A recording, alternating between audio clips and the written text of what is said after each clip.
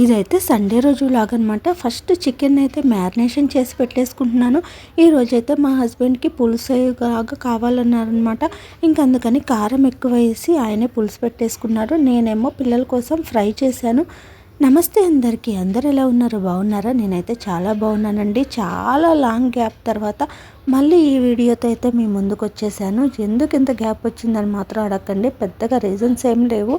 ఇంకేదో ఒకటి అలా వీడియోస్ ఆపేసాను, ఇంకా అంతే అలాగే ఆగిపోయిందనమాట. దాదాపు 1 year అయింది కదా మన ఛానల్లో వీడియోస్ పోస్ట్ చేసి. నేనైతే షార్ట్స్ అయితే ఆల్రెడీ పెడుతున్నాను, ఎవరన్నా చూడకపోతే షార్ట్స్ అయితే చూడండి. ఎక్కువ టైం ఉండట్లేదు అనమాట లాంగ్ వీడియోస్ చేయడానికి. ఇంకా అందుకని చెప్పేసి షార్ట్స్ అయితే పెడుతున్నాను. అసలు రీచ్ ఉంటుందా ఉండదా అని చెప్పేసి చాలా డౌట్ ఉందనమాట.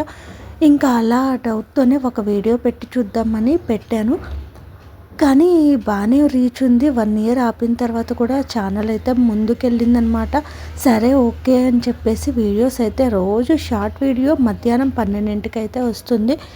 ఇంకా లాంగ్ వీడియో పెట్టిన రోజు అయితే షార్ట్ పెడతానో లేదో తెలీదు. పిల్లలకైతే ఇంకా దోశల్లోకి బీట్రూట్ జామ్ వేసి ఇమ్మన్నారనమాట. ఇంకా వాళ్ళకైతే ఇలా జామ్ వేసి ఇస్తున్నాను. ఆల్రెడీ ఇది కూడా బీట్రూట్ జామ్ ఎలా చేయాలి ఏంటనేది ఒక షార్ట్ వీడియో పెట్టాను. ఎవరైనా చూడకపోతే మాత్రం చూడండి. కొత్తగా ఎవరైనా చూస్తున్నట్టయితే మన ఛానల్ కూడా సబ్స్క్రైబ్ చేసుకోండి. ఇంక ఈ చట్నీ వచ్చేసి రైస్లోకి చేశాను అనమాట. అందుకనే అంత మెత్తగా పట్టలేదు.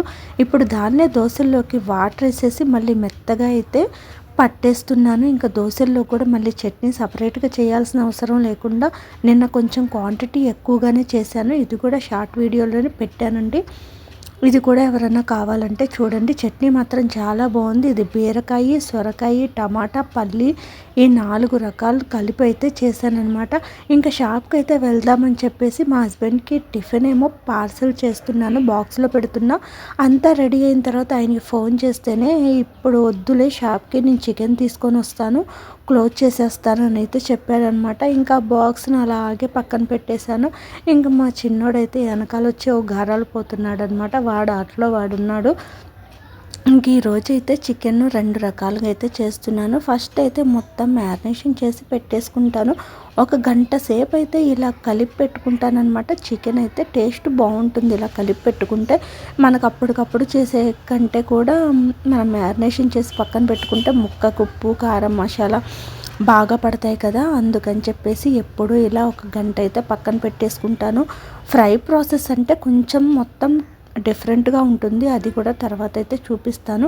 ఇదైతే 2 రకాలుగా చేస్తున్నాను అనమాట. మా పిల్లలు అయితే స్పైసీ అస్సలు తినరు. అందుకని చెప్పేసి వాళ్ళకైతే కొంచెం స్పైసీ తక్కువగా వేసి మెత్తటి ముక్కల వరకే తాలింపు అయితే వేసేస్తాను. ఇంకా మా హస్బెండ్కి అయితే ఆయన కారం ఎక్కువ వేసుకొని కొంచెం పులుసులాగా అయితే పెట్టేసుకుంటాడనమాట. ఎప్పుడు ఇలా ఇంకా పిల్లలకి సపరేట్గా, మా వారికి సపరేట్గా అయితే 2 రకాల చికెన్ అయితే చేయాల్సిందే. ఇంకా మార్నింగ్ నుంచి నేనైతే టీ తాగలేదు. మా హస్బెండ్ని అడిగితే నాకు కూడా పెట్టు, నేను కూడా తాగుతా అన్నాడు అనమాట. టైం 11 అవుతుంది. ఇంక ఇప్పుడైతే టీ అయితే పెట్టేశాను. సారీ. ఇంకొక పక్కన అయితే చికెన్ అయితే అయిపోవచ్చిందనమాట. ఇంక జస్ట్ అందులో కొత్తిమీర, చికెన్ మసాలా వేసేసి దించేసాను. ఇంకా బయట తీగలు అయితే మొత్తం ముక్కలుగా అయిపోయినాయి అనమాట. ఎక్కడెక్కడే తెగిపోతూ ఉన్నాయి. మళ్ళీ ఏదో ఒక జాయింట్ వేసి కట్టేసి అలా అంతా చిందరవందరగా ఉంది. ఇంకా అందుకని చెప్పేసి కొత్త తీగ అయితే ఒకటి తీసుకొచ్చాడు. దాన్ని అయితే మొత్తం కట్టేసామన్నమాట. ఇప్పుడైతే చాలా ప్రశాంతంగా అనిపిస్తుంది. తీగలు చూసినప్పుడల్లా చాలా గందరగోళంగా అనిపించేసింది. ఇంకా చికెన్ తినేసిన తర్వాత అన్నం కూడా పెట్టేశాను. మా హస్బెండ్ అయితే కూర చేసుకుంటున్నాడు అనమాట. పులుసు భలే కలర్ఫుల్గా ఉంది కదా చూడటానికైతే. నాకైతే చూడితేనే తినాలనిపిస్తుంది. ప్లీజ్ సబ్స్క్రైబ్ చేసుకోవచ్చు కదా.